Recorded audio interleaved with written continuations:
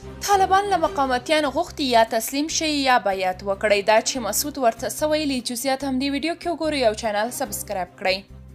د مقاومت جبهې مشر احمد مسعود د پنجشنبې په شپه د اکتوبر په 4مه د نوروز او نوي کال په مناسبت خپل ویډیویي پیغام خپور کړ چې په هغه کې د هیواد د سیاسي مسایلو د مقاومت د جبهې د راتلونکي او له طالبانو سره د مذاکراتو په اړه هم خبرې وکړې. مسعود چې د طالبانو پر ضد د مقاومت د جبهې مشري کوي ټینګار وکړ چې مقاومت او مبارزه به تر هغه دوام وکړي ترڅو چې طالبان د یوې داسې پروسې ته چمتو نشي چې د خلکو د ارادې پر اساس حکومت جوړ شي. احمد مسعود د اوسنیو واکمنانو پر چلند نیوکه وکړه او ویل چې د جګړې د نه پیلولو لپاره د هیواد د علماو پریکړه منلې وه او جګړه یې بنده کړې وه. هغه وویل هیلهمند دی چې د دغو علماو پریکړه او د مذاکره کوونکي ټیم هڅې ګټورې تمامې شي او د افغانستان د ستونزې د بنسټیز حل پر لارو چارو خبرې وشي.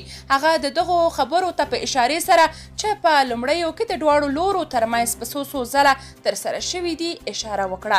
د ملي مقاومت جبهې مشر وویل چې طالبان دوه خبرې لري، یو تسلیم او دوهم بیعت دی. مسعود وویل چې دوی د داسې حل لارو په اړه زړه نازړه دي چې د افغانستان ستونزه په بنسټیزه توګه حل کړي او یو داسې میکانیزم رامنځته کړي چې له مخې یې ټول په سوله کې ژوند وکړي. مسعود زیاته کړه چې د بېلابېلو هڅو په ترڅ کې طالبانو ته خپل پیغام رسولی چې افغانستان د خلکو د ارادې پر بنسټ یو حکومت ته اړتیا لري او مشروعیت یې له خلکو واخیستل شي. د ملي مقاومت جبهې مشر وویل چې بل لوري دا موضوع نه مني او د جګړې پر دوام ټینګار کوي.